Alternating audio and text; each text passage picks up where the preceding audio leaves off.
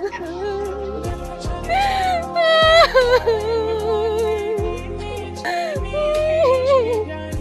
ব্যাপার মামুনি, তুমি এখানে বসে কাঁদছো কেন?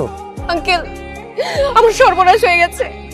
এক অসভ্য আমার জীবনটা নষ্ট করে আমাকে রেখে পালিয়ে গেছে। আঙ্কেল, কি হয়েছে তুমি খুলে বলো তো আমাকে। আমি একটা ছেলেকে ভালোবাসি। আমার বাসায় বিয়ের কথাবার্তা চলছিল, তাই তার কাছে আমি পালিয়েও চলে এসেছি। আমাদের বিয়েও হয়েছিল, কিন্তু বিয়ের পরপর এসে আমাকে তার বাসায় না তুলে ধাক্কা মেরে রাস্তায় ফেলে পালিয়ে গেছে। কত বড় অসভ্যের বাচ্চা, শয়তানের বাচ্চা না হলে এই কাজ করতে পারে? একটা মেয়েকে এইভাবে রাস্তায় ধাক্কা মেরে কেউ যেতে পারে? এদেরকে জাস্ট গুলি করে মারা উচিত। আপনি একদম ঠিক কথা বলছেন আঙ্কেল। ওরে যদি আমি সামনে পাই, একদম গুলি করে মারবো। আঙ্কেল, আপনাকে দেখে মনে হচ্ছে আপনি অনেক দয়ালু। না না, দয়ালু না, আপনি দয়ার সাগর, পরোপকারী।